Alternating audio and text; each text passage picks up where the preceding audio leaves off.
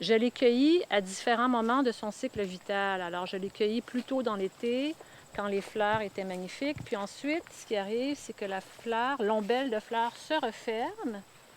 Et là, il y a la graine dedans. Alors, je l'avais cueilli aussi à ce moment-là.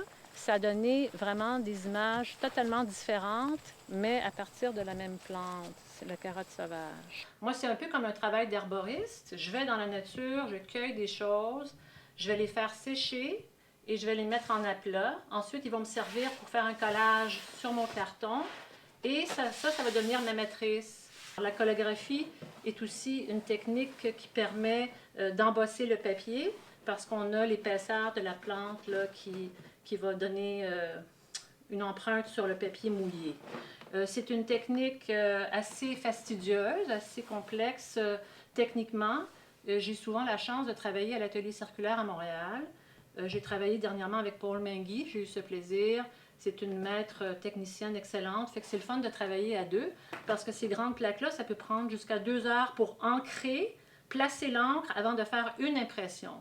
En linogravure, jusqu'à date, j'ai travaillé surtout en noir et blanc, avec seulement un passage, des images assez simples. Dernièrement, je me suis intéressée aux animaux. J'ai fait des grandes linos d'animaux. Je vous présente ma marmotte ici. J'ai fait les animaux que je retrouve surtout dans ma cour, les petits mammifères des cantons de l'Est. Une autre technique que j'utilise beaucoup depuis quelques années, c'est le cyanotype. C'est une technique qui donne des images bleues de Prusse. C'est une technique où on met l'émulsion sur le papier en chambre noire. Et moi, je travaille encore une fois avec mes amis les plantes. Je travaille à l'extérieur et c'est le soleil qui développe l'image. C'est ça qui est assez fascinant aussi. Alors, le soleil va développer l'image, puis à un certain point, on arrête le processus, on rince et on fait sécher et voilà, on obtient nos images. Je suis céramiste, puis j'ai développé au fil des années une technique qui est basée sur l'argile papier.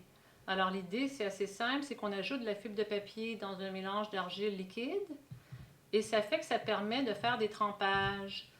Alors ce que je fais après, c'est que je prends toutes sortes de choses de la nature, des matières organiques, que je vais tremper dans cette argile liquide plusieurs fois.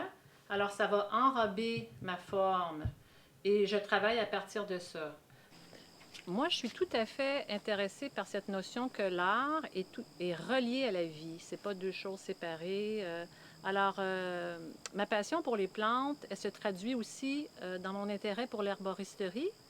Les plantes nous apprennent que rien n'est permanent, tout bouge toujours, tout est cyclique. Il y a une certaine dimension de guérison qui m'intéresse aussi. Pas seulement au niveau de guérison physique, mais aussi de guérison émotionnelle, etc. Alors, c'est une notion qui m'intéresse, la guérison. Ouais. Je m'intéresse à cette idée que la pratique même de l'art peut être une guérison. L'art peut être cathartique. Alors, en soutenant une pratique année après année, on peut arriver à guérir des choses de façon peut-être inconsciente, mais quand même, je trouve que la pratique de l'art dans le quotidien fait son chemin chez les gens. Et moi, bien sûr, ce que j'aimerais, c'est qu'éventuellement, les gens qui voient le travail bénéficient aussi, qu'il y ait comme un passage de cette notion de guérison vers les gens qui voient le travail ou qui acquièrent le travail et qui l'ont dans leur environnement. C'est ça, ce serait mon souhait. Ouais.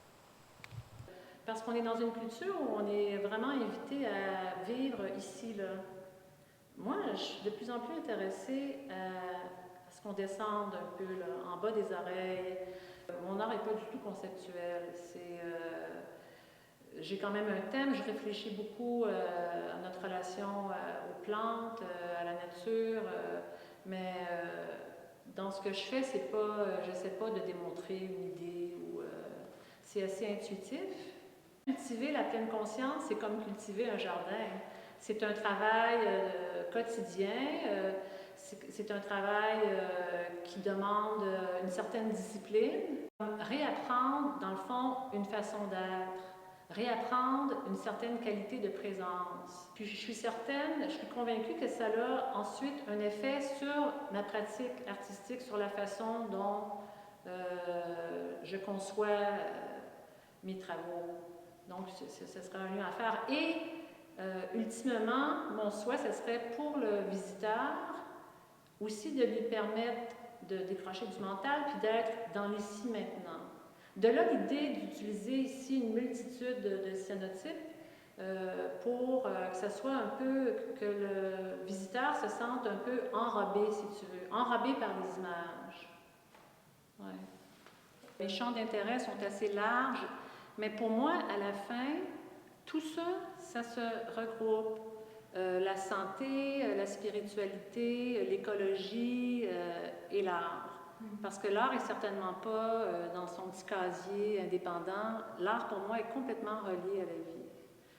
C'est pour ça aussi que je me plais à dire que moi, j'ai 3 enfants. Mon rôle de mère a aussi nourri ma pratique. Je ne vois pas ça comme des vases clos, je vois ça comme toutes des choses qui s'interrelient. Tout est interrelié, comme dirait Thich Nhat Hanh.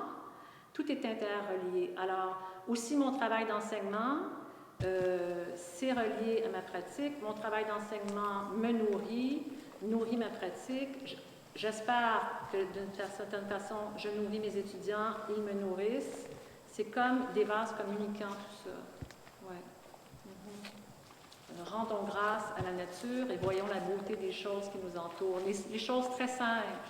Les choses très simples. Même le pissenlit, merveilleuse plante médicinale.